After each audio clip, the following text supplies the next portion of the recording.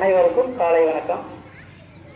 நிகழ்ச்சியை தலைமையேற்று நடத்தி கொண்டிருக்கும் sub inspector of police Karumanthurai madam அவர்களுக்கும் மற்றும் பள்ளியை சிறப்பான முறையில் வழி நடத்தி கொண்டிருக்கும் பிரின்சிபால் சார் அவர்களுக்கும் மற்றும் சிஸ்டர்ஸ் அவர்களுக்கும் மற்றும் ஆசிரியர்கள் அனைவருக்கும் என் மனமார்ந்த வாழ்த்துக்களை தெரிவித்துக் கொள்கின்றேன். மேலும் பள்ளிக்கு எஸ்பிஎல்லாக தேர்ந்தெடுக்கப்பட்டுள்ள எஸ் வஸ்மிதா அவர்களுக்கும் மற்றும் ஏஎஸ்பிஎல்லாக தேர்ந்தெடுக்கப்பட்டுள்ள நிமேஷ் அவர்களுக்கும்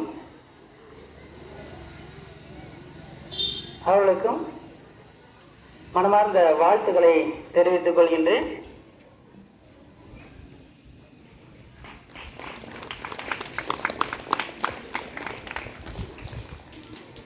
கேடில் விழிச்செல்வம் கல்வி ஒருவருக்கு மாடல்ல மற்றவை எவை. ஒருவருக்கு விலை மதிக்க முடியாத செல்வம் அப்படின்னா கல்விதான். இந்த கல்வியை யாராலையும் எதையும் திருடவும் முடியாது, எதுவும் முடியாது. ஆனால் பொன் பொருள் பணம் நிலம் வாகனம் வண்டி எது வேணாலும் யார் வேணாலும் திருடிடலாம். ஆனால் கல்வியை யாராலும் திருட முடியாது. அதனால தான் ஆசிரியர் முதற்கொண்டு பெற்றோர் முதற்கொண்டு உங்களை நிறைய படிங்க ஏன் சொல்கிறோன்னா இந்த ஒரு காரணத்துக்காக தான். நிறைய படிங்க, மாணவ செல்வங்களே நிறைய படிங்க. படிப்பு தான் உங்களை வாழ்க்கையில் முன்னேற்ற பாதைக்கு செல்லும் என்பதை இந்த நேரத்திலே உங்களுக்கு சொல்லிக்கொள்கிறேன். மேலும் படிப்பு மதிப்பெண்களை மட்டும் பெறுவதல்ல, அறிவு சார்ந்த வாழ்க்கைக்கு அனைத்தையும் கற்றுக்கொள்வது கல்விதான். இந்த கல்வி ஒருவருக்கு சமுதாயத்தில் நீங்கள் ஒரு நல்ல நிலைக்கு சமுதாயம் உங்களை மதிக்க வேண்டும் என்றால் கல்விதான் முக்கியம். கல்வி படித்திருந்தால் சமுதாயம் உங்களை கண்டிப்பாக சமுதாயத்தில் உங்களை மதிப்பார்கள். சமுதாயம் மற்றும் உங்களுடைய குடும்ப சூழ்நிலையும் கல்வியால் தான் முன்னேற்ற முடியும்.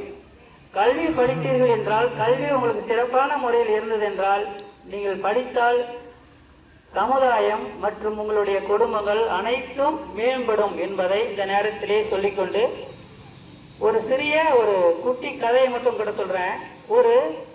ஒரு காட்டு பகுதியில் ஒரு குருகுலம் கல்வி ஒன்று செயல்பட்டு வந்துச்சு. அந்த குருகுலத்தில் ராகுல் என்ற ஒரு மாணவன் படிச்சுட்டு வரான். ஆனால் அந்த பள்ளியில் படிக்கிற மாணவர்கள் அனைவரும் எளிதாக புரிந்து கொண்டு சிறப்பாக படிச்சுட்டு வந்தாங்க. ஆனால் இந்த ராகுல் பையனுக்கு மட்டும் எவ்வளோ படித்தாலும் வண்டியிலே ஏறல, படிக்கவும் முடியல. அவன் என்ன பண்ணுறான், அந்த குருக்கிட்ட போய், குருவே நான் எவ்வளோ படித்தாலும் மற்ற மாணவர்கள் ஒரு முறை படித்தாலே புரிஞ்சுக்கிறாங்க, ஆனால் நான் 10 முறை படித்தாலும் எனக்கு புரியல.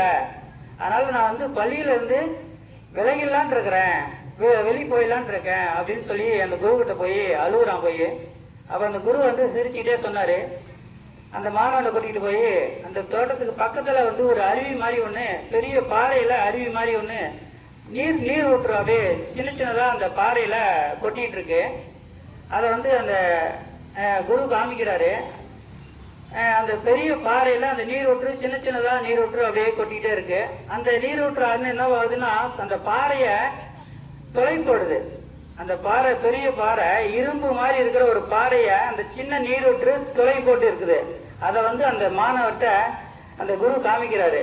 இந்த சின்ன நீரூற்று பெரிய அந்த பாறையை துளை போட்டு பெரிய துளையை போட்டிருக்குதுன்னா, நீ ஒரு துளை போட்டிருக்கு. ஆனால் நீ படிக்கிற மாணவன், நீ என்ன பண்ற, எதுக்கும் அந்த சின்ன நீரூற்றே அவ்வளோ பெரிய பாறையை தொலை போடுதுன்னா, நீ தொடர்ந்து முயற்சி செய்தால் கண்டிப்பாக நீ ஒரு பெரிய ஆளாக வர முடியும் அப்படின்ட்டு அந்த மாணவனை பார்த்து அந்த ஆசிரியர் சொல்கிறாரு. அப்புறமே இந்த பையன் அதை புரிஞ்சுக்கிறான். பையன் புரிஞ்சுட்டு நிறைய படிக்கிறான், தினமும் படிச்சுட்டே இருக்கிறான். தினமும் படித்து இப்போ அந்த குருகுலத்திலேயே ஒரு பெரிய மாணவனாக திகழ்ந்துடுறான். அதனால் படித்து கொண்டே இருந்தால் மட்டும்தான், புரியலன்னு சொல்லிட்டு அந்த விஷயத்தை நம்ம விடக்கூடாது. படித்து கொண்டே இருக்கணும், விடா முயற்சி வேண்டும். அதாவது முயற்சி செய்யும். அந்த கதையினுடைய கருத்து என்னன்னா, விடா முயற்சி. விடாமுயற்சியுடன் தொடர்ந்து படித்துக்கொண்டே இருந்தோம் என்றால் கண்டிப்பாக நீங்கள் வாழ்க்கையில் பெரிய ஆளாக வர முடியும் என்று கூறிக்கொண்டு வாய்ப்புக்கு நன்றி கூறி எனக்கு வாய்ப்பளித்த அனைத்து நல்லவங்களுக்கும் நன்றி கூறி விடைபெறுகிறேன். நன்றி, வணக்கம்.